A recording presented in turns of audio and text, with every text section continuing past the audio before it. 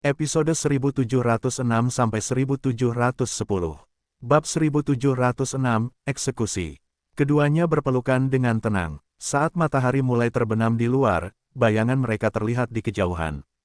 Yan Suehen sedikit khawatir saat melihat bayangan mereka di balik bayangan. Apa yang sedang kupikirkan sekarang? Dia hendak mendorongnya menjauh ketika Zuan tiba-tiba menundukkan kepalanya dan menciumnya dengan lembut. Mata Yan Suehen membelalak, mungkin karena malu, mungkin karena marah. Lehernya memerah dengan cepat. Dia hampir meledak ketika Zuan tiba-tiba melepaskannya terlebih dahulu. Dia melambaikan tangannya sambil tersenyum, berkata, dengan ciuman penuh kasih sayang dari kakak Yan, aku yakin perjalanan ini akan berjalan sangat lancar. Dia tidak memberinya kesempatan untuk bertindak dan menghilang setelahnya. Ekspresi dingin Yan Suehen berubah menjadi senyuman saat dia melihatnya melarikan diri untuk menyelamatkan diri. Dia bergumam, dia benar-benar bajingan. Sementara itu, suasana hati Zuan luar biasa setelah apa yang baru saja terjadi. Dia melaju kencang sambil mengendarai roda api angin, terus berlanjut selama beberapa hari. Akhirnya, ia bertemu dengan pasukan kaisar di dekat sebuah kota kecil. Kaisar telah pergi untuk memimpin upacara Fengshan, jadi prosesi itu sangat megah. Barisan pasukan membentang sejauh beberapa lusin li, dan ada puluhan ribu orang. Zuan tidak menunjukkan dirinya dengan gegabah, sebaliknya, ia melihat beberapa orang yang dikenalnya dalam kelompok itu dan menyelinap masuk saat mereka sedang mendirikan kemah. Orang-orang yang tampaknya bertanggung jawab atas pekerjaan pos terdepan adalah Qin Guangyuan yang beralis tebal dan bermata besar, dan Qin Yongde yang berwajah lebih halus. Bahkan nona muda klan Murong hadir, mengenakan pakaian militer. Di antara itu dan kulitnya yang kecoklatan, dia benar-benar tampak gagah berani dan luar biasa. Kelompok mereka secara aktif mendiskusikan tata letak kamp. Ketika mereka melihat Zuan, mereka terkejut. Namun, ini adalah reuni teman-teman, jadi suasana hati dengan cepat menjadi ramai. Murong Qinghe sangat senang melihatnya, mungkin karena Chu Yuzhao. Satu-satunya penyesalan adalah Chu Yuzhao tidak ikut bersamanya dalam perjalanan ini. Zuan tentu tahu alasannya. Bagaimanapun, Chu Yuzhao adalah seorang waria. Dia bisa melanjutkan aksinya di ibu kota dengan klan Qin yang menutupinya, tetapi sulit untuk merahasiakan identitasnya dalam jangka panjang di ketentaraan. Setelah berbicara dengan mereka sebentar, Zuan mengetahui kira-kira seberapa besar rombongan Fengshan itu. Selain permaisuri, yang sedang memulihkan diri dari penyakitnya, hampir semua tokoh penting ibu kota hadir. Mereka semua adalah wajah-wajah yang dikenal. Raja Qi, Zhao Jing, ada di sini, namun pewarisnya, Zhao Zi, belum datang. Mereka mungkin khawatir menaruh semua telur mereka dalam satu keranjang. Selain dia, ada juga Direktur Sekretariat Kekaisaran Pei Ming, yang dapat dianggap sebagai paman buyut Big Man. Asisten rahasia kanan Sekretariat Kekaisaran Biki, ayah dari Putri Mahkota, juga datang, dia ditemani oleh kakak laki-laki Putri Mahkota, Bi Xiang. Asisten rahasia kiri Sekretariat Kekaisaran sebelumnya adalah Yu Xuanchong, tetapi karena skandal yang melibatkan Yunnan dan kemudian klan Yu dari Komando Cloud Center, dia telah diberhentikan dari jabatannya dan tidak hadir. Kunjungi blog saya untuk pembaruan terkini. 5 menteri penting Sekretariat Kekaisaran tidak datang dan tetap berada di ibu kota untuk menangani urusan pemerintahan.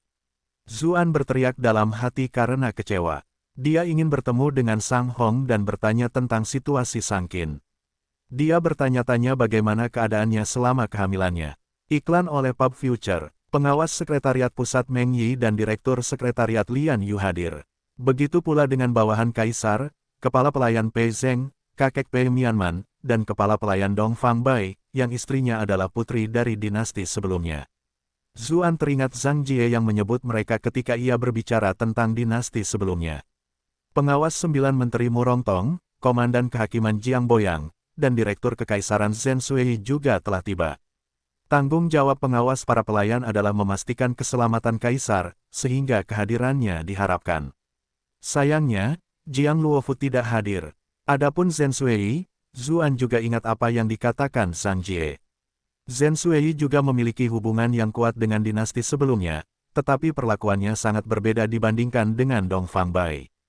Namun, ketika Zuan dijebloskan ke penjara karena skandalnya dengan Bi Linglong, Zhen Sui diam-diam telah membantunya sedikit, jadi itu adalah kebaikan yang harus dia ingat. Ketika Kaisar memulai perjalanannya, keselamatannya jelas merupakan prioritas nomor satu. Raja Liang, Zhao Yi, adalah jenderal muda. Ia mengikuti Kaisar bersama para elit dari 6 batalion pertama ibu kota. Akan tetapi, perwira militer dari masing-masing 6 batalion tersebut tidak datang, dan malah menjaga ibu kota bersama sekelompok orang lain. Pewaris Raja Qi, Zhao Zi, tidak lain adalah perwira cadangan harian. Selain orang-orang itu, ada juga Jenderal Kereta Perang Liu Yao. Zuan sebelumnya pernah bertemu dengannya di kota Bright Moon. Meskipun saat itu, dia mengira kultivasi pria ini sangat tinggi, sekarang tampaknya cukup rata-rata. Dengan sumber daya mereka, fakta bahwa orang-orang seperti itu hanya memiliki tingkat kultivasi saat ini berarti bakat mereka benar-benar biasa saja. Dibandingkan dengan 6 batalion, kekuatan 2 tokoh tingkat tinggi itu lebih lengkap. Jenderal pengawal kiri Lu He adalah saudara Kasim Lu, yang selalu mengikuti di sisi permaisuri. Jenderal pengawal kanan Guozi adalah seseorang yang sering berinteraksi dengan Zuan di Istana Kekaisaran. Jenderal perang gerilya Zhao Yuan hanyalah bagian dari cabang keluarga kekaisaran yang agak jauh, dan ia juga bergelar Raja Guangling. Selain itu, ada divisi yang bernama Fierce Tiger, Armored Escort, High Rider, Unique Force, dan sebagainya. Zuan sendiri adalah seorang perwira divisi Armored Escort, jadi secara teknis ia seharusnya menjadi bagian dari prosesi tersebut. Ketika melihat hampir semua tokoh utama ibu kota telah muncul, Zuan tidak dapat menahan rasa penasarannya. Dia berkata, semua petinggi istana ada di sini. Apakah mereka tidak takut sesuatu akan terjadi di ibu kota? Qin Guangyuan menjelaskan, itulah sebabnya para pejabat tingkat menengah yang bertanggung jawab atas urusan pemerintahan tertentu semuanya tetap berada di ibu kota. Bersama dengan putri mahkota yang cakap dan individu-individu kompeten lainnya dari Istana Timur, membantu putra mahkota dalam memimpin urusan kekaisaran bukanlah masalah yang terlalu besar. Bukan itu yang aku khawatirkan, kata Zuan. Dia tentu tahu tentang kemampuan Bilinglong. Dia melanjutkan, lebih dari itu, kekuatan militer tingkat tinggi di istana sudah pergi, jadi bagaimana jika Sekte Iblis atau pasukan pemberontak memutuskan untuk membuat masalah di ibu kota lagi? Murong Qinghe berkata sambil tersenyum, ada sesuatu yang tidak diperhatikan oleh kakak besar Su. Masih ada 8 adipati di ibu kota. Para monster tua itu selalu berkultivasi dalam pengasingan di istana mereka. Jika sesuatu benar-benar terjadi, mereka pasti tidak akan hanya menjadi penonton. Qin Yongde menambahkan, 8 adipati itu kuat, semuanya memiliki kultivasi tingkat Grandmaster. Siapa yang berani menimbulkan masalah di ibu kota? Namun, secara tegas, sekarang hanya ada 7 adipati, dan itu ada hubungannya dengan saudara Su. Su An terkejut. Dia menjawab, klan Si. Qin Guangyuan mengangguk dan berkata, benar. Sejujurnya, klan Si adalah klan dengan latar belakang terlemah dari 8 klan besar. Pemimpin klan mereka membutuhkan lebih banyak waktu untuk mencapai peringkat Grandmaster, tetapi Anda sendiri telah menghancurkan seluruh klan, jadi dia tidak lagi memiliki kesempatan. Masalah itu benar-benar menyebabkan kehebohan di antara klan-klan besar di ibu kota. Zuan tampak kosong sejenak. Dia telah memprovokasi raksasa seperti klan Si tidak lama setelah dia pindah, orang-orang yang naif benar-benar tidak takut. Dia sudah lama tahu tentang apa yang disebut 8 adipati itu, tetapi jarang melihat satu pun dari mereka. Mereka mirip dengan komite tetua di pengadilan Raja Iblis. Mereka biasanya jarang menunjukkan diri dan hanya muncul ketika ada acara besar. Zuan menemukan kesempatan untuk bertanya tentang selir Bai, tetapi yang lain hanya menjawab dengan bingung. Iklan oleh Pub Future, Yang Mulia memang membawa beberapa selir, tetapi selir Bai adalah selir putra mahkota. Tidak ada alasan baginya untuk berada di sini, kan? Zuan dapat melihat dari ekspresi tercengang mereka bahwa hanya sedikit orang yang tahu tentang hubungan kaisar dengan selir Bai. Mengenai menteri yang lebih penting, mereka mungkin sudah menebak-nebak, tetapi tidak mungkin mereka akan menyebutkan hal-hal seperti itu kepada anak-anak mereka. Setelah mengetahui perkembangan terakhir dari mereka, dia pergi mencari Zhao Han. Bagaimanapun, Zhao Han terlalu kuat. Tidak akan baik jika tindakan liciknya diketahui. Dengan statusnya, tidak terlalu sulit baginya untuk bertemu dengan kaisar. Kasim Wen segera muncul untuk membawanya ke tenda kekaisaran raksasa. Ada benang emas dan potongan batu giok serta batu akik di mana-mana, membuatnya sangat mewah. Ketika seorang pelayan masuk untuk mengumumkan kedatangan Zuan, sebuah suara acuh tak acuh memanggil, "Masuk." Ketika Zuan memasuki tenda, dia melihat bahwa meskipun bagian luar tenda itu mewah, tata letak di dalamnya sangat sederhana. Di dalam, Zhao Han duduk di kursi empuk. Di depannya ada 2 pot dupa yang berharga. Tenda itu tidak kalah dengan surga kultivasi terbaik di dunia ini, tenda itu jelas telah diperkuat dengan formasi rune khusus. Pada saat yang sama, dupa itu kemungkinan memiliki banyak bahan berharga yang ditambahkan ke dalamnya untuk membantu meningkatkan kultivasi dan umur panjang. Zhao Han bahkan tidak membuka matanya ketika dia mendengar Zuan masuk, bertanya, "Apa yang kamu lakukan di sini?" Zuan menjawab, "Urusan Gunung Valet sudah selesai, jadi aku ingin melapor kepada Yang Mulia. Aku tidak berani mengganggu Yang Mulia lebih jauh, jadi aku melakukan perjalanan khusus kembali." Zhao Han kemudian membuka matanya. Ketika dia mengingat bagaimana dia dipanggil seperti monyet dalam pertunjukan berulang kali, wajahnya sedikit berkedut. Namun, ketika dia mendengar kata-kata itu, dia merasa sedikit lebih baik dan berkata, "Tidak buruk, kamu telah menunjukkan beberapa kemajuan." Zuan lalu menceritakan kepadanya tentang apa yang telah ditemukannya di Gunung Valet. Dia tidak menyembunyikan penampilan Yun Jianyu. Lagi pula, dengan begitu banyak orang di sana, pria ini akan mengetahuinya bahkan jika dia tidak melaporkannya. Penyihir Yun Jianyu itu memang pemberani. Namun, Sekte Tao benar-benar mengalami kemunduran saat mereka berjuang. Mereka baru mengetahuinya saat final, kata Zhao Han sambil mendengus, menunjukkan ketidakpuasan yang jelas. Zuan menjawab, "Semakin merosotnya Sekte Tao, semakin membuktikan bahwa istana sedang berkembang pesat. Yang Mulia seharusnya senang." Zhao Han mengangkat alisnya dan berkata, "Sudah lama, tapi sepertinya kau sudah belajar cara berbicara yang benar, bocah."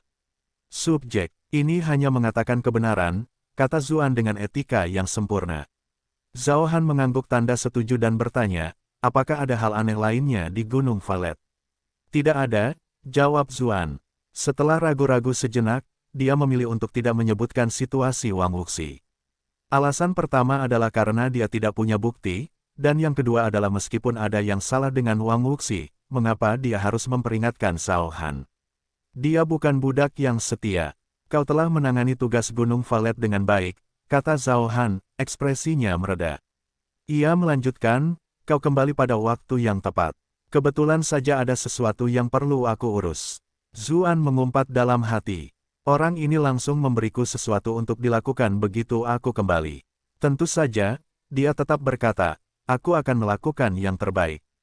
Tidak terlalu sulit, aku hanya butuhmu untuk mengeksekusi seorang wanita secara diam-diam," kata Zhao Han dengan santai. Bab 1707, Membalas Kebaikan.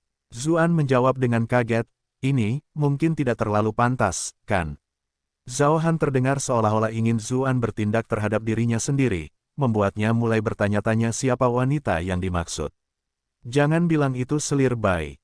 Apa yang tidak pantas tentang itu? Apapun yang dikatakan kaisar ini cocok, itulah yang cocok," kata Zhao Han acuh tak acuh. "Zuxi Cixin tidak ada di sini sekarang, dan utusan bordir dengan peringkat tertinggi yang hadir adalah Anda. Siapa lagi yang akan pergi, kalau bukan Anda?" Zuan terkejut. Rupanya ini bukan urusan paling mulia, jadi Zhao Han ingin memanfaatkan utusan bordir. Namun, dia khawatir utusan bordir biasa tidak akan mampu menjaga rahasia, jadi dia memilih Zuan. "Tentu saja aku akan ikut menanggung beban yang mulia. Aku ingin tahu wanita mana itu?" Zuan bertanya, meskipun dia sudah menebaknya. Jika tugas itu jatuh ke tangan, peluang menyelamatkan selir bayi akan jauh lebih tinggi daripada jika orang lain yang ditugaskan untuk itu. "Ada tenda putih di kamp ini. Wanita itu ada di dalam. Kasim Wen akan mengantarmu ke sana. Tangani dengan bersih dan jangan biarkan orang lain tahu," kata Zhao Han, lalu memejamkan matanya lagi. Dia jelas tidak berminat untuk menghibur Zuan lebih jauh. "Mengerti," jawab Zuan. Dia tampak tenang di permukaan, tetapi sebenarnya dia cukup takut. Dia segera memikirkan solusi sambil mencoba mencari tahu mengapa Zhao Han berbicara dengan teka-teki seperti ini. Ketika dia meninggalkan tenda kekaisaran, Kasim Wen sudah menunggu di luar. Dia menyambut Zuan dengan senyum lebar dan berkata, "Silakan lewat sini, Tuan Su." Dia jelas sudah menerima perintah dari kaisar. Zuan tidak dapat menahan diri untuk bertanya dengan tenang, "Kasim Wen, tidak ada anak buah yang lebih dipercaya oleh Kaisar selain dirimu. Mengapa Yang Mulia tidak mengirimmu untuk tugas ini? Kasim Wen tersenyum ketika mendengarnya dan menjawab, ini hanya membuktikan betapa besar kepercayaan Yang Mulia kepada Tuan Su. Sebenarnya, itu adalah sesuatu yang seharusnya dia urus. Namun, karena anak muda ini baru kembali, dia akan cocok untuk tugas itu. Pada akhirnya, urusan seperti itu bukanlah hal yang baik, jadi dia tidak bisa lebih bahagia jika ada orang lain yang mengurusnya. Zuan bisa merasakan kebahagiaan Kasim Wen dari senyumnya. Dia bertanya-tanya apakah Zhao Han memberikan tugas ini sebagai persiapan untuk bergabungnya di masa mendatang. Dalam kasus ini, daripada menyerahkannya kepada asisten terpercaya seperti Kasim Wen, Kaisar bisa saja menyerahkannya kepada Zuan, yang cepat atau lambat akan ditinggalkan. Mungkin itulah mengapa dia tidak keberatan membiarkan Zuan mengetahuinya sedikit. Zuan merasa sulit untuk merasa senang saat menyadari hal itu. Namun, setelah memikirkannya, cepat atau lambat dia harus menghadapi Zhao Han secara langsung, jadi itu tidak terlalu penting. Iklan oleh Pub Future. Sepanjang jalan, ada tentara yang berpatroli. Keamanan di area itu jelas dibuat sangat ketat untuk mencegah para pembunuh, sementara pada saat yang sama mencegah orang-orang datang dan pergi sesuka hati. Begitu saja, mereka melaju di jalan yang berkelok-kelok hingga akhirnya tiba di sebuah tenda putih. Tenda itu terisolasi, cukup jauh dari tenda-tenda lainnya. Jelas sekali bahwa tenda itu sengaja didirikan seperti itu. Para prajurit yang berpatroli melihat orang-orang mendekat, tetapi ketika mereka melihat Kasim Wen, mereka semua membungkuk dan mundur. Kasim Wen memberitahu Zuan, orang itu ada di dalam. Ada juga pengasuh yang mengawasinya, tetapi satu-satunya adalah targetmu. Zuan bertanya lagi untuk menguji kebenarannya, Kasim Wen, siapa sebenarnya orang di dalam? Kasim Wen menjawab dengan senyum samar, saat bekerja di keluarga kekaisaran, ada pertanyaan yang tidak dapat Anda tanyakan. Bahkan jika Anda mengetahuinya, Anda seharusnya berpura-pura tidak mengetahuinya. Itulah kunci umur panjang pribadi. Zuan mengutuknya karena bersikap seperti rubah dalam hatinya, tetapi berkata, terima kasih atas peringatannya, Kasim Wen.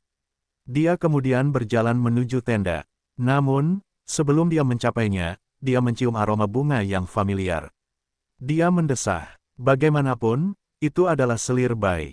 Aroma yang unik seperti itu adalah sesuatu yang tidak dapat ditiru oleh kosmetik apapun. Diam-diam dia memperluas indera keilahiannya dan menemukan bahwa meskipun Kasim Wen tidak mendekat, dia terus diam-diam mengamati situasi dari kejauhan. Kaisar jelas tidak begitu mempercayai Zuan dan ingin Kasim Wen memantau situasi. Bukankah Zhao Han sedang mengujiku sekarang? Zuan berpikir sambil mengerutkan kening saat dia tiba di pintu masuk tenda. Sebuah suara kasar berkata dari dalam, "Mengapa kau bersikap seperti bangsawan?" Selir bay menjawab dengan suara lembut namun penuh kesedihan, "Saya hanya ingin udara. Saya tidak akan pindah lagi. Kau hanya tahu bagaimana melakukan hal-hal remeh." Suaranya kasar. Lalu, terdengar suara keras, seolah-olah seseorang yang baru saja datang. "Tahanlah. Lagi pula, kau tidak punya banyak waktu lagi untuk hidup." Lalu, terdengar tangisan bayi. Suara kasar itu menambahkan dengan nada mengejek, "Siapa yang kau anggap sebagai alat kelamin? Pria mungkin akan tertipu, tapi itu tidak lebih dari sekadar kepura-puraan." Itu menjijikkan. Zuan menyingkirkan tirai dengan rapat dan berjalan masuk. Dia melihat ada tempat tidur sederhana di dalamnya. Selir bay mendekat ke dalam, telapak tangan di wajahnya yang cantik, jelas bekas tamparan tadi. Temperamennya cukup lembut, tetapi dalam situasi saat ini dia tidak bisa menahan tangis, membuatnya tampak semakin menyedihkan. Sementara itu, ada seorang wanita tua yang kasar dan kasar duduk di kursi sebelahnya. Pada saat itu, dia sedang menyiapkan makanan lezat di atas meja. Semua makanan telah disiapkan untuk keluarga kekaisaran, selir, dan bangsawan lainnya. Dari kelihatannya, dia mengambil semua bagian selir bay. Zuan berpikir dalam hati, baik atau buruk, selir bay berasal dari sekte iblis. Kenapa dia membiarkan dirinya disiksa sampai sejauh ini? Iklan oleh Pub Future. Namun, saat auranya mengunci sosoknya di ranjang, dia langsung mendapat jawaban. Segel khusus menahannya. Dia sendiri tidak bisa menggunakan kultivasinya, jadi dia bahkan lebih lemah dari wanita biasa. Ketika selir bay melihatnya masuk, wajah putus asa dipenuhi harapan dan kegembiraan. Bagaimanapun, Terlepas dari bagaimana orang melihatnya, hubungan mereka cukup baik. "Siapa kamu?" tanya pengasuh gemuk itu sambil menatapnya dengan cemberut. Makanan menyembur keluar dari mulutnya sesekali saat dia berbicara. An memalingkan mukanya agar tidak terkena noda pada pakaiannya. Dia berkata dengan acuh tak acuh, "Yang Mulia mengirimku untuk mengeksekusi penjahat itu." Ketika mendengarnya, ekspresi gembira selir Bai langsung berubah menjadi terkejut. Namun, dia segera tertawa sedih dan tidak mengatakan apa-apa. Pengasuh itu bertanya sambil mengerutkan kening. "Kenapa bukan Kasim Wen? Menurutmu, apakah ada orang di seluruh kamp ini yang berani berbohong tentang dekrit kekaisaran?" Zuan membentak dengan tidak sabar. Ketika dia mengingat apa yang telah dilakukan wanita ini pada selir Bai, dia merasa sangat sulit untuk mengembangkan niat baik terhadapnya. Dia melanjutkan, "Kasim Wen sedang mengawasi di luar. Jika kamu khawatir, kamu bisa keluar dan bertanya kepadanya." "Benar," kata pengasuh itu sambil menyembunyikan tangannya di pakaiannya untuk membersihkan sisa-sisa makanan. "Kamu seharusnya datang lebih awal, jadi aku tidak perlu membuang-buang waktu di sini." Dia berjalan ke pintu keluar setelah itu, jelas tidak bermaksud menghabiskan waktu lebih lama dari yang seharusnya. Namun, ketika dia mencapai pintu masuk, Zuan memukulnya hingga pingsan dengan tangannya. Selir Bai taruh rasa mati di atas meja. Ketika dia melihatnya, matanya membelalak. Zuan mendekat dan bertanya dengan pelan, "Apa sebenarnya yang terjadi hingga kamu berakhir seperti ini?" Selir Bai tersenyum pahit dan menjawab, "Ceritanya panjang. Zuan tahu bahwa waktunya sudah mendesak, jadi tidak ada kesempatan baginya untuk mendengarkan pembicaraannya dengan perlahan. Dia berkata, 'Ceritakan padaku nanti setelah aku menyelamatkanmu.'" Kemudian, dia menopang Selir Bai, membantunya duduk tegak. Tubuhnya benar-benar memancarkan aroma bunga yang memikat bercampur dengan sedikit aroma susu. Zuan awalnya berencana untuk melepaskan batasannya, tetapi dia segera menyadari bahwa itu di luar kemampuannya. "Jangan buang-buang waktu lagi. Ini adalah segel yang dipasang oleh Yang Mulia. Kecuali dia sendiri yang datang, tidak akan ada cara untuk membatalkannya," kata Selir Bai sambil menggelengkan kepala dan menatap Zuan dengan mata indahnya. "Aku sudah sangat bersyukur bahwa kau bahkan berpikir untuk menyelamatkanku. Namun, masalah ini sangat penting. Akan sangat buruk jika melibatkanmu. Kau harus membunuhku untuk menyelesaikan tugasmu." Zuan menggelengkan kepalanya dan menjawab, "Bagaimana mungkin aku membunuhmu? Dia telah menerima permintaan Yun Jianyu dan Qiu Honglei. Terlebih lagi, Selir Bai telah banyak membantu di Istana Kekaisaran. Bagaimana mungkin dia bisa membunuhnya?" Selir Bai tidak tahu tentang hubungan Zuan dengan Sekte Iblis dan terkejut saat mendengarnya. Lehernya memerah, dan suaranya menjadi lebih lembut. Nada suaranya juga menjadi lebih tulus saat dia berkata, "Kamu benar-benar tidak bisa menyelamatkanku.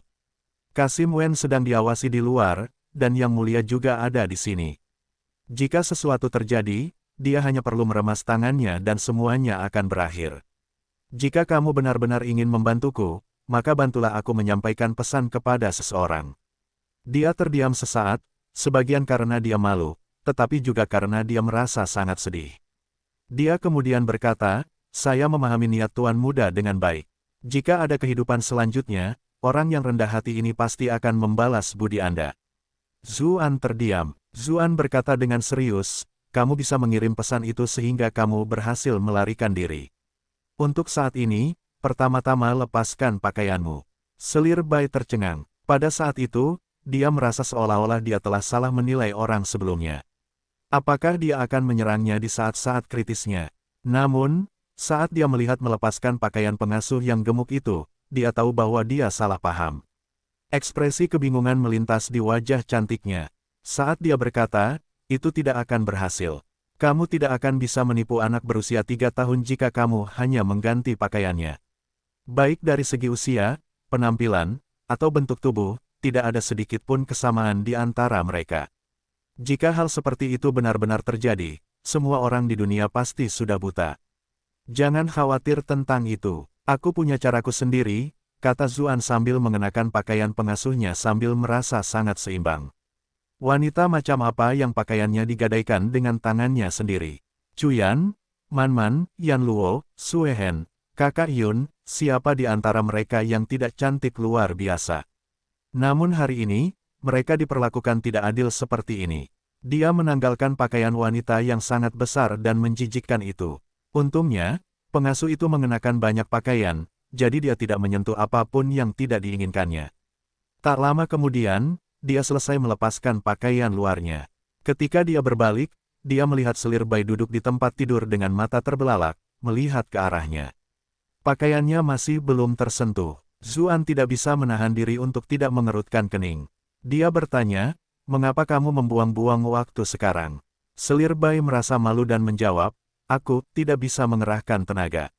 Aku tidak bisa melepaskannya." Zuan kemudian teringat bahwa batasannya itu istimewa. Zhao Han itu benar-benar hebat. Bahkan segel acak yang dibuatnya sudah cukup untuk membuat seorang petualang kuat menjadi tidak berbahaya sama sekali. Setelah ragu-ragu sejenak, selir bayi bertanya, "Apakah kita benar-benar bisa menipu mereka jika aku mengganti pakaianku?" "Mungkin, ini akan berhasil," kata Zuan sambil mengangguk. Selir bayi menggigit rubah. Dia tampak bimbang, tetapi dia tetap berkata, "Kalau begitu tolong bantu aku melepaskannya." Zuan terdiam. Situasi macam apa yang telah mereka hadapi? Ia ingin menjadi pria sejati, tetapi ia selalu berakhir dalam situasi seperti ini di mana ia harus melakukan kesalahan. Namun, dia tahu bahwa tidak ada waktu lagi. Setelah sedikit ragu, dia tidak menolaknya dan berkata, "Maaf." Iklan oleh Pub Future. Selir bayi mengerutkan kening dan menyingkirkan tangannya. Dia tahu betapa pentingnya situasi ini dan tidak menuntut sesuatu yang melodramatis seperti membuat Zuan menutup matanya. Akan tetapi, ketika tangannya menyentuh tubuhnya, dia tetap tidak bisa menahan diri untuk tidak gemetar. Kulitnya memerah. Zuan memasang ekspresi aneh. Wanita ini jelas seorang ibu, namun dia bertingkah seperti gadis ketika merasa malu. Dia berkata, "Jangan terlalu khawatir. Aku hanya akan menanggalkan pakaian luarmu. Kamu akan tetap mengenakan pakaianmu." Selir bayi menyuarakan pengertiannya dan tahu bahwa dia juga bereaksi berlebihan. Namun, ketika tangannya menekan tubuhnya, dia merasa seolah-olah aliran listrik mengalir ke seluruh tubuhnya. Itu adalah sesuatu yang belum pernah dia alami sebelumnya. Meskipun Zuan berusaha sebisa mungkin untuk tidak menyentuhnya, dia tetap tidak bisa menghindari kontak dengannya. Dia mendesah dalam hati melihat betapa lembutnya tubuh wanita itu, dan betapa harumnya dia. Dibandingkan dengan bayangan besar itu, perbedaannya sungguh seperti langit dan bumi. Untuk meredakan kecanggungan mereka, dia mengambil kesempatan untuk bertanya, "Mengapa pengasuhanmu begitu jahat? Tidak peduli seberapa buruk situasi yang kamu hadapi, kamu tetap seorang penyendiri." Selir bayi menjelaskan, pengasuh Ping adalah wajah lama di istana, dan beberapa pelayan muda dan pendatang baru lainnya pernah diganggu olehnya sebelumnya. Dulu, karena sesuatu yang kecil, seorang pelayan muda disuruh sampai mati. Setelah saya mengetahui fakta itu, saya menghukumnya karenanya. Dia mungkin masih menyimpan dendam atas kejadian itu. Zuan mengangguk. Di tempat yang tenang dan damai istana kekaisaran, tidak banyak pengasuh yang normal. Akhirnya, setelah proses yang cukup intim, ia berhasil merilis gaunnya. Selir bayi merasa sangat malu dan tidak nyaman. Ia memeluk lututnya sambil bersandar di tempat tidurnya, seperti bunga putih kecil di tengah angin musim dingin. Namun, dia tetap percaya diri dan berkata, "Setiap kali aku berganti pakaian, itu tidak akan menipu siapapun." Zuan mengerutkan kening dan berkata, "Jangan khawatir, aku punya caranya." Dia tidak menukar pakaiannya, dan malah mengeluarkan lemari pakaiannya. Di bawah tatapannya yang terkejut, selir bayi, dia memasukkan pakaian pengasuhnya ke dalamnya. Selir bayi memperhatikan bahwa ketika dia memasukkan pakaiannya ke dalam, dia tampak ragu-ragu. Dia meringis dan menggumamkan sesuatu dengan suara pelan. Namun, Zuan tetap memakainya. Setelah beberapa saat, dia mengeluarkannya lagi dan berkata, "Baiklah, sekarang kamu bisa memakainya." Lemari pakaian itu adalah lemari pakaian Pinru, yang pernah ia temukan dari sistem di masa lalu.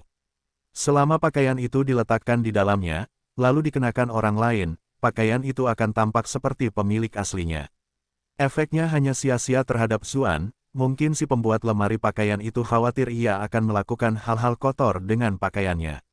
Selir bayi terkejut. Namun, saat Zuan mengenakan pakaiannya pada Nani Ping, matanya membelalak. Dia terkejut ketika mengetahui bahwa Nani Ping yang besar dan gempal itu benar-benar memiliki penampilan yang sama persis dengannya. "Kemampuan macam apa ini?" seru selir bayi. Dia sendiri cukup berpengetahuan, tetapi pemandangan di depannya masih di luar imajinasinya yang paling liar. Iklan oleh Pub Future, itu rahasia, kata Zuan sambil tertawa. Sebenarnya, dia juga tidak begitu mengerti prinsip di baliknya. Daripada mencoba menjelaskannya, lebih baik bersikap sedikit misterius untuk bertahan untuk sementara waktu. Selir Bai menatap pria di depannya dengan ekspresi aneh. Meskipun dia sudah tahu bahwa dia berbeda ketika dia bertemu dengannya di istana, dia selalu cukup percaya diri dengan kemampuannya untuk melihatnya. Dia tahu dia punya rahasia, tetapi baru sekarang dia menyadari betapa sombongnya dia. Pria ini sebenarnya penuh dengan misteri. Bab yang diperbarui di onnovelbean.com. Zuan berjalan mendekat lagi. Dia mengenakan pakaiannya sambil berkata dengan cemberut, kondisimu saat ini mungkin akan membuat segalanya sedikit sulit. Nani Ping memiliki penampilan yang kasar dan tangguh, dan biasanya cukup bersemangat. Jika dia tiba-tiba menjadi lemah dan pasif, penampilannya akan mudah menimbulkan kecurigaan. Wajah Selir Bai memerah. Ia berkata, saya punya pil di tas saya yang dapat merangsang energi seseorang untuk sementara. Meskipun pil itu tidak akan cukup untuk menghancurkan segel kaisar, pil itu seharusnya tidak akan menjadi masalah untuk mengembalikan saya ke tingkat orang normal. Zuan bertanya, bukankah itu akan memiliki banyak efek samping? Dia tahu sekte iblis suka menggunakan hal-hal yang dapat menyulut saripati darah mereka sendiri. Selir Bai menggelengkan kepalanya sedikit dan berkata, ada beberapa efek samping, tetapi aku akan bisa pulih setelah beberapa waktu. Lagi pula, kita tidak punya kemewahan untuk mengkhawatirkan hal itu sekarang. Zuan merasa apa yang dikatakannya masuk akal. Dengan nyawanya yang terancam, mereka bisa memikirkan hal lain nanti. Karena itu, Selir Bai membimbingnya ke area pribadinya. Dia merasakan sensasi lembut dan luar biasa. Keduanya tercengang. Selir Bai mulai bernapas cepat. Dia menggigit bibirnya dan berkata, itu sedikit lebih dalam. Zuan memusatkan perhatiannya, dan akhirnya mengeluarkan obat itu dan menyuntikkannya kepadanya. Wajah Selir Bai kembali berseri-seri. Beberapa saat kemudian, dia berkata, aku bisa bergerak sekarang. Aku akan mengenakan pakaianku sendiri. Zuan mengangguk. Setelah melepaskannya, dia segera menata ruangan. Namun, tiba-tiba dia menyadari sesuatu. Selir Bai membuat gerakan menyuruh diam dan menatap pintu dengan waspada. Tuan Zhu, mengapa belum juga selesai setelah sekian lama? Kasim Wen berseru, tampak sudah mendekati tenda. Sudah selesai, kata Zuan sambil memencet titik akupuntur mematikan milik Nani Ping dan memindahkannya ke tempat tidur.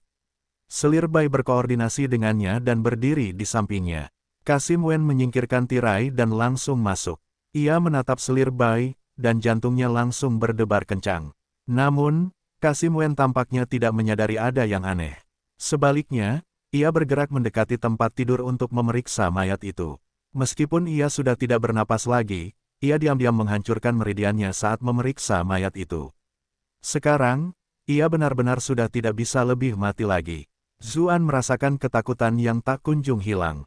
Untungnya, dia tidak menggunakan pil kematian palsu yang diberikan Ji Xiaoxi, atau Selir Bai akan benar-benar mati meskipun dia berpura-pura. Kasim Wen kemudian bangkit berdiri, tampak puas. Dia berkata kepada mereka berdua, jaga mayatnya. Jangan biarkan orang lain mengetahui hal ini. Mengerti, jawab Zuan. Namun, tiba-tiba ekspresinya berubah. Itu karena pada saat yang sama, Kasim Wen mengiriminya pesan yang mengatakan, setelah kau selesai dengan ini, Nani Ping juga akan bunuh diri.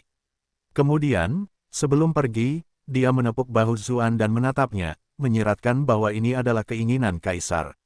Bab 1709, Firasat Buruk. Zuan menghela napas lega. Ia berpikir, klan kekaisaran memang tempat yang gelap, mereka bahkan tidak ragu untuk bergabung dengan orang lain. Sejujurnya, jika bukan karena status dan keterampilannya, dia mungkin akan langsung terbunuh. Namun, menurut rencana Zhao Han, cepat atau lambat dia pasti akan dibungkam. Ketika dia yakin bahwa Kasim Wen telah pergi, Selir Bai menghela napas lega. Dia hampir pingsan di tempat itu. Meskipun seluruh interaksinya tidak berlangsung lama, jantungnya berdebar kencang. Dia mengira dia pasti sudah mati, jadi bagaimana mungkin dia tidak merasa gembira sekarang karena dia memiliki kesempatan hidup lagi. Namun, cara Zuan menyelamatkannya sungguh keterlaluan. Saya khawatir tidak akan bisa menipu Kasim Wen. Untungnya, Semuanya berjalan lancar. Perasaan lolos dari ambang kematian adalah hal yang sama sekali baru baginya. Tatapan yang dia berikan pada Zuan penuh dengan kekaguman dan rasa hormat saat dia bertanya, apa yang harus kita lakukan sekarang? Kebahagiaanku ini tidak bisa dipertahankan terlalu lama, kata Zuan. Seiring berjalannya waktu, kecuali lemari pakaian Pinru juga berada di samping mereka, target pasti akan kembali ke penampilan aslinya. Meninggalkan lemari pakaian di tenda tidak akan terlalu mencolok, tetapi dia tidak bisa begitu saja membawanya kemanapun dia pergi, bukan? Ia melanjutkan, tapi kita sudah membangun kemah hari ini, dan ada tentara yang berpatroli di mana-mana. Kita akan dengan mudah mengejutkan orang jika kita pergi. Begitu tentara melanjutkan perjalanannya besok, aku akan menemukan cara untuk mengirimmu keluar dari sini. Baiklah, kata selir Bai. Saya memahami situasi saat ini. Ia baru saja dijatuhi hukuman mati, jadi Kasim Wen dan bahkan Kaisar bisa saja meninggalkan beberapa orang untuk mengawasi mereka. Jika sesuatu yang aneh terjadi sekarang, mereka berdua bisa saja terbunuh dengan sangat cepat. Dia melihat tubuh Nani Ping yang terbaring di tempat tidur dan bertanya, bagaimana kita menangani mayatnya? Zuan menyimpan mayat langsung ke dalam Brilliant Glass Bed. Meskipun tidak dapat menyelamatkan makhluk hidup, menyelamatkan mayat bukanlah masalah. Dia berkata, saya akan pergi besok dengan alasan membuang mayat. Saya rasa Kasim Wen dan yang lainnya tidak akan curiga. Selir Bai menyuarakan pengertiannya, dengan berkata, kamu sudah memikirkan hal ini lebih dalam daripada aku. Cerita favoritmu di novel.com. Iklan oleh Pub Future. Kemudian, Zuan membawa Selir Bai keluar dari tenda saat lemari pakaian Pinru masih aktif. Tidak ada orang yang berjaga di sekitar tenda sejak awal, dan mereka yang lewat melihat bahwa itu hanya Nani Ping, jadi tidak ada yang terlalu memperhatikan mereka. Namun, suasana menjadi sedikit canggung di malam hari, karena Kasim Wen telah meminta seseorang untuk menyiapkan tenda bagi Zuan. Selir Bai tidak punya tempat untuk pergi, jadi dia hanya bisa bersembunyi di dalam. Namun, hal-hal di ketentaraan selalu disederhanakan semaksimal mungkin, jadi, hanya ada tempat tidur sederhana di dalam tenda, dan tenda itu sangat sempit. Ketika dia melihat itu, Selir Bai sedikit gelisah. Namun, Zuan berkata, kamu sebaiknya tidur di tempat tidur. Aku akan bermeditasi di samping saja. Ini adalah masalah yang sangat penting, jadi dia tidak berani membiarkan Selir Bai pergi dari pandangannya. Kalau tidak, dia tidak akan bisa merespons tepat waktu jika terjadi sesuatu. Selir Bai menggelengkan kepalanya dan menjawab, kamu sudah menyelamatkan hidupku, jadi bagaimana mungkin aku membiarkanmu menderita ketidakadilan seperti itu? Kamu harus tidur di tempat tidur dan aku akan bermeditasi. Zuan tersenyum dan berkata, tubuhmu sudah sangat lemah, jadi jangan terlalu sopan. Aku cukup tangguh dan sudah terbiasa dengan ini. Wajah Selir Bai memerah saat dia bertanya, kamu selalu membiarkan wanita itu tidur di ranjang sementara kamu menjauh dari sana. Zuan terdiam, ekspresinya menjadi gelap saat dia berkata, maksudku, aku sudah terbiasa bermeditasi. Bagaimanapun, satu malam tidaklah terlalu lama. Itu tidak terlalu aneh bagi para kultivator. Selir Bai memahami situasinya saat ini, jadi dia tidak memaksakannya lebih jauh. Setelah menyegarkan diri dengan cara yang sederhana, dia menarik diri di balik selimut. Tetap saja, bagaimana dia bisa tidur dengan mudah? Dia dengan hati-hati mengintip pria di dekatnya, mengedipkan matanya yang besar dari waktu ke waktu. Dia melihat bahwa Zuan tampaknya telah memejamkan matanya sebelumnya ketika dia bersiap untuk tidur dan tampak seperti sedang tidur. Dia benar-benar bertingkah seperti seorang pria sejati. Ah, kenapa aku harus bilang kalau aku akan membalas budinya di kehidupan selanjutnya kalau dia menyampaikan pesan untukku? Sekarang, dia bahkan sudah menyelamatkan hidupku, yang jauh lebih dari sekadar menyampaikan pesan. Bagaimana aku akan membalas budinya? Apakah ada sesuatu di wajahku? Zuan, yang sedang bermeditasi, tiba-tiba membuka matanya dan bertanya. Dia jelas menyadari bahwa wanita itu telah menatapnya sepanjang waktu. Selir Bai berkata dengan malu, entah kenapa, agak sulit bagiku untuk tertidur. Itu bukan hal yang aneh setelah apa yang baru saja kau alami, kata Zuan sambil mengangguk. Ia lalu bertanya, benar, tidak ada waktu sebelumnya, tetapi mengapa Kaisar menginginkanmu mati? Setelah ragu-ragu sejenak, Selir Bai berkata, sebenarnya, aku berasal dari Sekte Iblis. Iklan oleh Pub Future. Zuan mengangguk dan berkata, aku tahu. Karena dia bersedia mengatakan kebenarannya dengan terus terang, sepertinya dia tidak menyelamatkannya dengan sia-sia. Selir Bai berseru kaget, kau tahu. Zuan menyuarakan konfirmasinya dan berkata, alasan aku datang ke sini adalah karena Yun Jianyu mempercayakan tugas menyelamatkanmu kepadaku. Wajah Selir Bai langsung berseri-seri. Dia berkata, kamu tidak perlu memberitahuku tentang hal-hal ini, dan aku akan merasa lebih berterima kasih padamu. Zuan terkekeh dan menjawab, apa, kamu tidak bersyukur lagi? Tentu saja aku mau. Aku bahkan tidak tahu bagaimana cara membalas budimu lagi, kata Selir Bai, merasa sedikit malu. Zuan tanpa sadar berkata, ada lelucon dari kampung halamanku yang seperti ini. Ketika seorang wanita diselamatkan oleh seorang pria, jika pria itu jelek, dia akan berkata bahwa dia akan bekerja keras untuk membalas budi di kehidupan selanjutnya.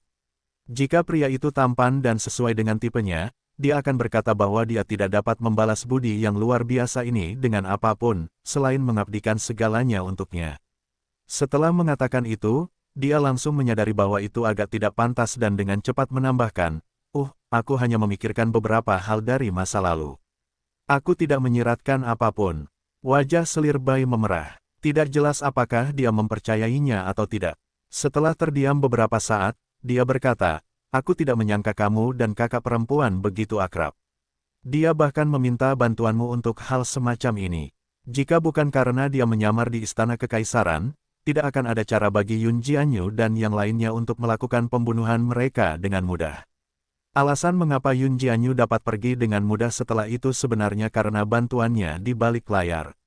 Dia selalu menyadari hubungan Yun Jianyu dan Zuan, jadi dia telah melakukan yang terbaik untuk membantu Zuan dengan berbagai cara. Dia mengira bahwa dialah yang mengetahui segalanya di balik layar, tetapi dia sekarang menemukan bahwa hubungannya dengan Yun Jianyu bahkan lebih dalam dari yang dia kira. Pada saat itu, dia merasa seperti badut kecil. Zuan tidak ingin berbicara terlalu banyak tentang Yun Jianyu, karena dia khawatir adik perempuannya akan menyadari sesuatu. Dia berkata, bahkan jika identitasmu terungkap, seharusnya tidak ada alasan bagi kaisar untuk membunuhmu. Bagaimanapun, kamu adalah miliknya, kamu adalah ibu dari cucu kaisar, kan? Ekspresi Selir Bai menjadi serius saat dia berkata, sebenarnya, aku selalu merasa bahwa kaisar sudah tahu tentang identitasku sejak lama, tetapi dia membiarkanku bertindak sendiri. Itulah sebabnya aku juga terkejut dengan semua ini. Dia berhenti sejenak, tetapi beberapa saat kemudian, dia berkata perlahan, dengan pemahamanku tentang kaisar, dia tampaknya memiliki semacam firasat buruk. Semua ini tampaknya, persiapan untuk apa yang terjadi selanjutnya. Apa yang terjadi selanjutnya? Zuan mengulangi dengan heran. Siapakah Zhao Han? Dia adalah makhluk nomor satu yang paling kuat di seluruh dunia. Bahkan jika ada semacam konspirasi di Gunung Valet, bagaimana mungkin dia begitu lemah hingga perlu mempersiapkan diri untuk menghadapi kematiannya? Saya juga tidak mengerti, kata Selir Bai. Mungkin karena dia mendapat semacam firasat, atau mungkin kemerosotan surga dan manusianya semakin dekat dari yang diharapkan, tetapi dia telah menyingkirkan beberapa variabel yang tidak stabil. Jika sesuatu terjadi padanya, sebagai ibu dari cucu kekaisaran, aku bisa menimbulkan banyak masalah. Latar belakang sekte iblisku merupakan risiko potensial bagi pihak putri mahkota, dan aku bahkan dapat menguasai istana. Dia mungkin tidak mau mengambil risiko itu. Zuan berpikir dalam hati, tidak heran Bi Linglong tidak pernah begitu menyukai Selir Bai. Jadi itu karena kecerdasan politiknya yang memungkinkannya memahami ancaman Selir Bai terhadap posisinya. Bagaimanapun, dia dan putra mahkota hanyalah suami istri dalam nama, apalagi memiliki anak. Namun, spekulasi yang diajukan Selir Bai benar-benar menarik. Mungkinkah Zhao Han benar-benar merasakan ancaman kematian yang mendekat? Bab 1710, Raja Guangling. Keduanya berbincang cukup lama hingga rasa kantuk perlahan-lahan menguasai Selir Bai. Bagaimanapun, dia telah disegel, dan juga telah melalui pengalaman yang begitu menakutkan. Kemudian, dia bahkan telah meminum obat yang mengaktifkan potensi tersembunyinya. Akibatnya, tubuhnya sedikit lemah. Jadi, dia tanpa sadar tertidur. Zuan tidak begitu mempermasalahkannya, dan terus berkultivasi sambil bermeditasi. Tidak ada hal melodramatis atau intim yang terjadi sepanjang malam. Selir Bai tidak mengajaknya ke tempat tidur bersamanya dan tidur nyenyak dari awal hingga akhir, dan dia benar-benar tidur dengan cukup nyenyak. Dia tidur dengan tenang, tidak memperlihatkan pahanya di tengah malam atau hal-hal seperti itu. Zuan tetap tenang sepenuhnya. Dia tidak berpengalaman seperti sebelumnya, ketika dia berharap untuk hal-hal semacam itu. Keesokan paginya, saat Selir Bai bangun, awalnya dia terkejut. Namun, saat melihat Zuan masih duduk di posisi yang sama, setenang batu besar, dia tersenyum. Sudah lama sekali dia tidak tidur nyenyak seperti ini. Dia sebenarnya cukup terkejut dengan dirinya sendiri. Sebagai seseorang dari sekte iblis dan penyintas tempat berbahaya seperti Istana Kekaisaran selama bertahun-tahun, dia benar-benar mempercayai pria seperti ini. Zuan merasakan gerakannya dan membuka matanya, lalu bertanya, "Kamu sudah bangun?" "Ya," jawab Selir Bai, merasa sedikit malu. Lagi pula, dia merasa seolah-olah itu adalah kata-kata yang diucapkan pasangan yang sudah menikah satu sama lain. Berapa banyak wanita yang akan memperlihatkan pemandangan intim seperti itu di depan seorang pria? Kalau begitu, mari kita bersihkan dan bersiap berangkat. Kalau tidak salah, Kasim Wen seharusnya sudah memberitahu penjaga di sekitar, kata Zuan sambil bangkit berdiri. Siang hari berbeda dengan malam hari. Para prajurit yang berpatroli jauh lebih tegang di malam hari. Untuk berjaga-jaga terhadap potensi bahaya, mereka lebih memperhatikan perilaku yang mencurigakan. Namun, di siang hari, mereka lebih santai. "Apakah aku akan pergi begitu saja?" Selir Bai bertanya, dan hendak mengenakan pakaiannya ketika Zuan menghentikannya. "Kamu harus mengenakan pakaian Nani Ping lagi. Untuk berjaga-jaga, kamu harus bertindak seperti mayat," kata Zuan. Dengan begitu, jika ada yang memeriksa mereka, dia akan dapat menjelaskan semuanya. "Baiklah," kata Selir Bai, meskipun ia secara naluriah menolak pakaian Nani Ping.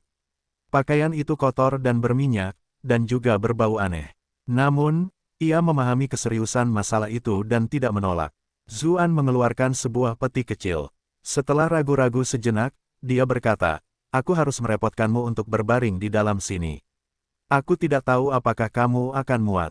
Jika terlalu kecil, aku akan mencari yang lebih besar." Meskipun dia menyimpan berbagai macam barang keperluan sehari-hari di dalam Brilliant Glass Bed, siapa di dunia ini yang akan selalu menyimpan peti mayat untuk menyimpan mayat? Bahkan peti ini adalah sesuatu yang hampir tidak berhasil dia temukan. Selir Bai menatap peti itu dengan heran dan bertanya, apakah peti kecil itu bisa menampung Nani Ping?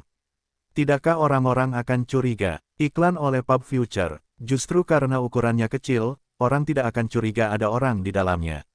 Mengenai tubuh Nani Ping yang terlalu besar, namun, bagi mereka yang tahu, itu sudah seperti mayat.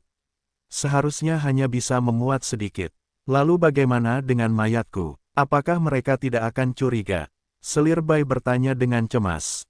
Dia tentu akan baik-baik saja begitu dia melarikan diri, tetapi Zuan mungkin akan mendapat masalah. Zuan menunjukkan botol kecil di tangannya dan berkata, "Kasim Wen memberikan ini padaku kemarin. Ini semacam bubuk pelarut mayat. Bagaimanapun, kau adalah selir istana. Bahkan jika kau mati, mayatmu tidak boleh disentuh oleh laki-laki. Jadi, tubuhmu seharusnya dilarutkan sepenuhnya untuk mengatasi situasi ini. Obat itu sangat berharga, dan dia hanya punya cukup untuk melarutkan satu mayat." Adapun mengapa Kasim Wen tidak melakukannya sendiri, mungkin karena dia tidak ingin terlibat terlalu jauh dan akhirnya dibunuh oleh kaisar. Dia telah tinggal di Istana Kekaisaran selama bertahun-tahun, dan telah menjadi rubah betina yang licik. Selir Bai penuh dengan kekaguman. Dia berkata, "Situasi yang telah membuat saya putus asa ini telah ditangani dengan sangat lancar dan rasional. Sungguh tidak terbayangkan. Baiklah, cukup sampai di situ saja. Bisakah kamu masuk ke dalamnya?" tanya Zuan dengan cemas. "Seharusnya tidak apa-apa," kata Selir Bai sambil tersipu. Kemudian, di bawah tatapan terkejut Zuan, dia pertama kali duduk di dada, dan tubuhnya bergetar. Kakinya bergerak di belakang kepalanya, sementara lengannya melingkari tubuhnya dan berputar dengan sudut yang berlebihan. Pada akhirnya, dia memutar tubuhnya menjadi bola. Zuan agak bingung saat melihat wanita berbentuk bola bowling di depannya. Dia berkata, "Ini yang saya sebut tidak masuk akal." Selir Bai berkata dengan malu, "Tubuhku sedikit lebih lentur dari biasanya, dan aku mempelajari beberapa seni tubuh di Sekte Suci. Itulah mengapa aku mampu melakukan ini. Zuan berpikir dalam hati, bagaimana ini bisa lebih fleksibel. Tubuhmu sudah hampir tanpa tulang. Siapakah sebenarnya yang menciptakan keterampilan Sekte Iblis? Baik itu keterampilan pesona Yun Jianyu dan Qiu Honglei, atau seni tubuh selir Bai, semuanya benar-benar mematikan bagi semua pria. Aku takut, bukan? Selir Bai bertanya, merasa sedikit khawatir saat melihat penampilannya yang tercengang. Sama sekali tidak, luar biasa, kata Zuan tulus sambil mendesah kagum. Sekarang giliran Selir Bai yang merasa malu. Ditatap seperti ini membuatnya merasa seolah-olah semua rahasianya telah terbongkar sepenuhnya. Iklan oleh Pub Future. Untungnya, Zuan segera tersadar dari lamunannya dan mengeluarkan pil kematian palsu yang diberikan Ji Xiaoxi kepadanya. Dia berkata, makanlah ini. Kau akan segera memasuki kondisi kematian palsu. Dengan begitu, tak seorang pun akan bisa merasakan auramu lagi. Akan ada banyak orang kuat dalam prosesi kaisar. Jika auranya terungkap, banyak pengawal kekaisaran dapat menyadari bahwa ada seseorang yang tinggal di dalamnya. Semua usaha mereka akan sia-sia. Selir Bai mengangguk dan menelan pil itu tanpa ragu-ragu. Dia tahu dia tidak akan menyadari apapun yang terjadi setelah dia meminum pil itu. Namun, dia merasa bahwa pria di depannya ini tidak dapat dipercaya. Ketika dia melihatnya perlahan-lahan tertidur, bahkan sampai detak jantung dan napasnya hampir tidak ada, Zuan mendesah dalam hati.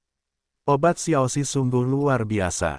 Dia tidak bisa menahan diri untuk tidak menyentuh bibirnya ketika dia mengingat wanita kecil yang baik dan murni itu. Dia masih ingat sensasi lembut saat dia memberinya obat. Dia benar-benar memperhatikan banyak hal darinya. Namun, dunia ini begitu besar, dia tidak tahu kapan dia akan bertemu dengannya lagi. Setelah menenangkan pikirannya, dia menutup wadahnya dan membawa Selir Bai keluar. Dia harus mengakui bahwa tubuhnya sangat ringan. Seolah-olah dada tidak memiliki beban yang sama sekali. Kam itu sedang bersiap untuk pindah lagi, jadi suasana di sekitarnya agak berisik. Namun, perjalanannya cukup lancar. Mungkin karena Kasim Wen sudah memberitahu yang lain, tidak ada satupun pengawal istana yang menghentikannya. Namun, ketika Zuan mencapai area terluar Kam, betulan ada pasukan yang lewat. Yang memimpin mengenakan baju besi emas dan memiliki mata yang tajam. Mereka adalah kelompok pasukan elit. Zuan berteriak dalam hati karena sosok lainnya adalah Raja Guangling, Zhao Yuan. Dia memimpin pasukan paling elit dari seluruh pengawal kekaisaran. Status mereka sedikit lebih tinggi daripada divisi pengawal bersenjatanya sendiri. Yang terpenting, pria ini selalu berhubungan baik dengan Raja Qi. Mereka berdua lebih dari sekadar sekutu. Benar saja, Zhao Yuan mengerutkan kening saat melihat Zuan, dan berteriak, berhenti. Nyatakan niatmu, apakah Jenderal Zhao punya petunjuk untukku?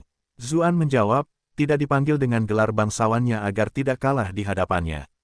Lagi pula, pangkat resmi mereka serupa, dan antara itu dan posisinya di Istana Timur, mungkin dia bahkan memiliki pangkat sedikit lebih tinggi.